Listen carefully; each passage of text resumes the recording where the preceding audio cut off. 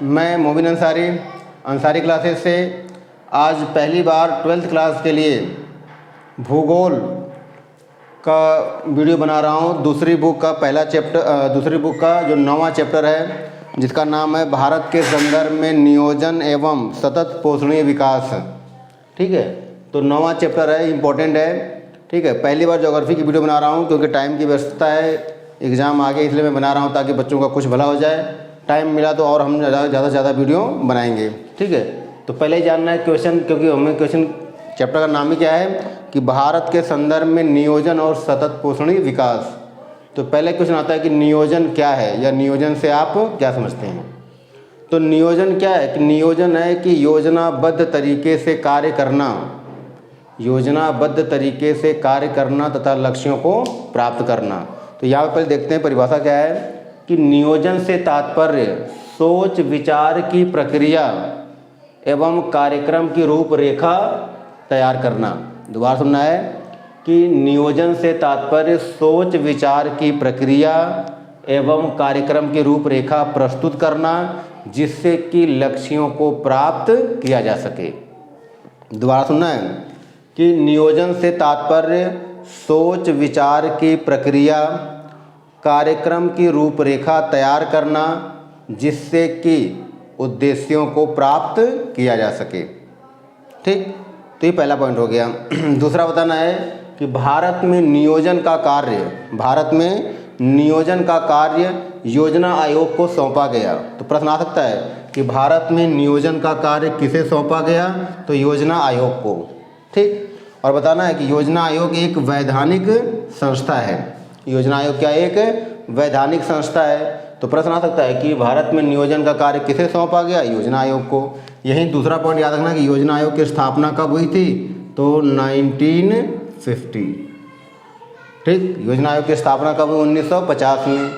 और योजना आयोग क्या है, एक वैधानिक संस्था। ऑप्शन दे सकता है संवैधानिक, गैर संवैधानिक, सलाहकारी। तो याद रखना है एक वैधानिक, संवैधानिक नहीं, वैधानिक संस्था है।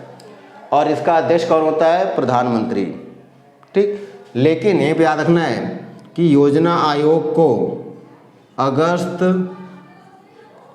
2014 में समाप्त कर दिया गया। योजना आयोग को अगस्त 2014 में क्या किया गया, समाप्त कर दिया गया। और इसके स्थान पर नीति आयोग, इसके स्थान पर नीति आयोग की स्थापना की गई। और कब उसकी स्थापना हुई, तो 1 जनवरी 2015। ठीक, तो याद रखना कि भारत में नियोजन का कार्य योजना आयोग करती थी, उसकी स्थापना कभी बता दिया, वैधानिक संस्था थी बता दिया। और इसका अध्यक्ष कौन होता है, प्रधानमंत्री। इसको कब समाप्त किया गया, तो अगस्त 2014 में। और अब इसके स्थान पे क्या है, तो नीति आयोग। और नीति आयोग कब स्थापित हुआ या कब से लागू हुआ, तो 1 जनवरी 2015।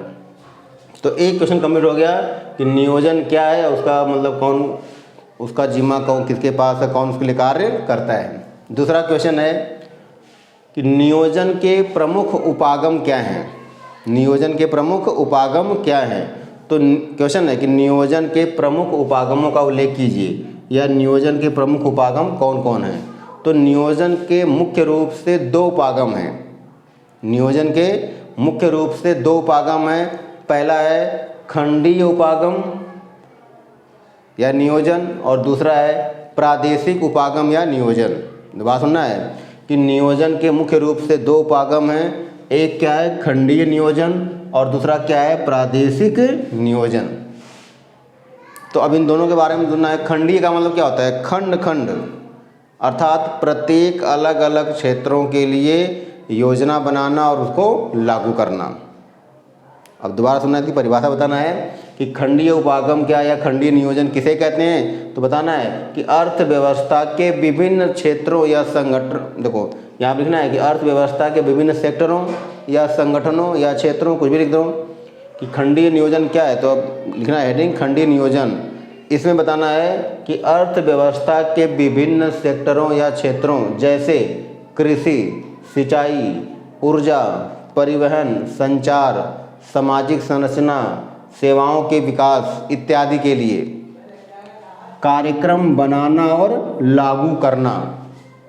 दोबारा सुनना है कि कि नियोजन की ऐसी प्रक्रिया जिसमें अर्थव्यवस्था के विभिन्न सेक्टरों के लिए, जैसे दे देना है, इनके लिए कार्यक्रम बनाना और उसे लागू करना, इसे कहा जाता है खंडीय नियोजन। दोबारा सुनना है क्योंकि अलग से प्रश्न आ सकता है, खंडीय नियोजन क्या है। तो बताना है कि एक नियोजन की ऐसी प्रक्रिया जिसमें अर्थव्यवस्था के विभिन्न क्षेत्रों, जैसे ये नाम लिख देना, अगर नाम सारा ना याद तो 2-3 लिख के, इत्यादि के लिए कार्यक्रम बनाना और उसे लागू करना, इसे खंडीय नियोजन कहा जाता है। ठीक, तो खंड का मतलब ये अलग अलग के लिए योजना बनाना और उसे लागू करना। वहीं पर क्या है, प्रादेशिक नियोजन किसे कहते हैं। तो बताना है कि विकास, जब हम कोई योजना बनाते हैं तो कई बार उस योजना का लाभ जिसके लिए बनाते हैं उसको सभी को एक समान रूप से नहीं मिलता है, तब तो ये लिखना है कि प्रादेशिक नियोजन क्या है। तो नियोजन की ऐसी प्रक्रिया जिसमें विकास का लाभ सभी को समान रूप से पहुंचाने के लिए, विकास का लाभ सभी को समान रूप से पहुंचाने के लिए प्रदेशों की आवश्यकता के अनुसार जो नियोजन किया जाता है उसे प्रादेशिक नियोजन कहते हैं।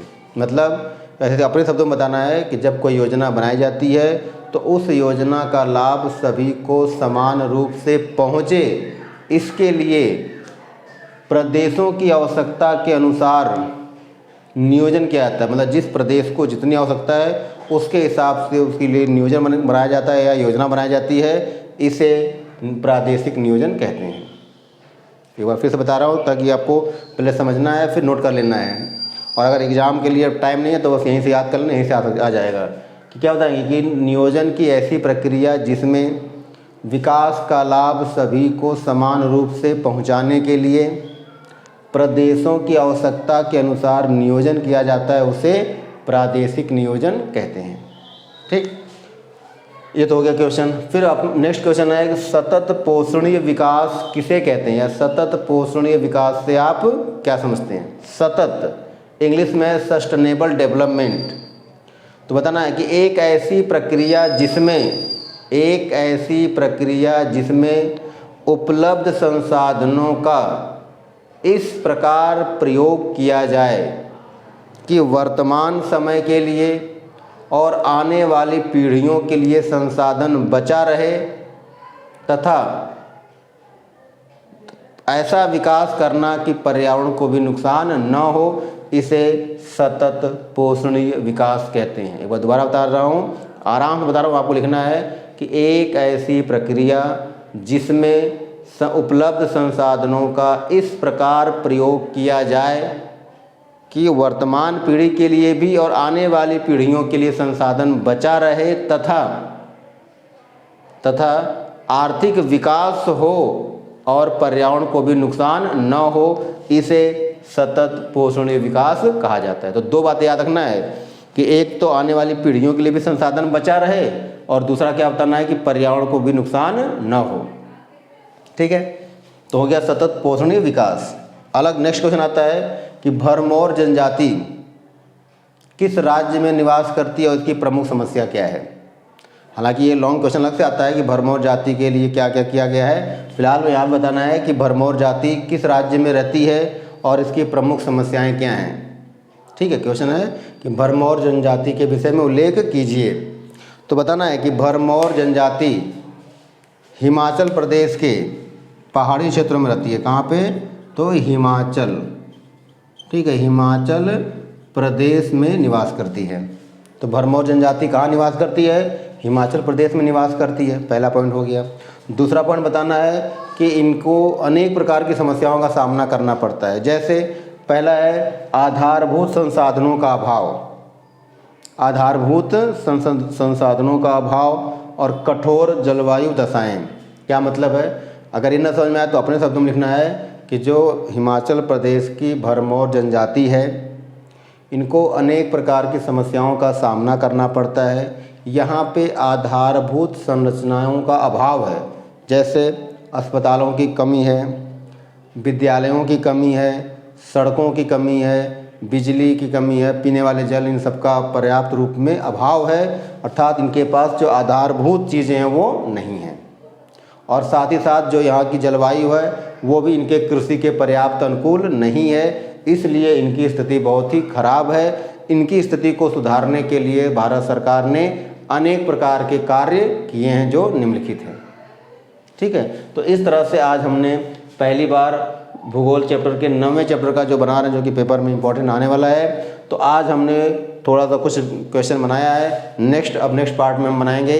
यदि ये प्रयास मेरा आपको अच्छा लगे, सार्थक लगे, तो ये आप इसको लाइक करें, शेयर करें, सब्सक्राइब करें, ज़्यादा दोस्तों में बांटें, ताकि मेरा मनोबल बढ़े और नेक्स्ट क्वेश्चन इंपॉर्टेंट क्वेश्चन बना सकूँ। Thank you.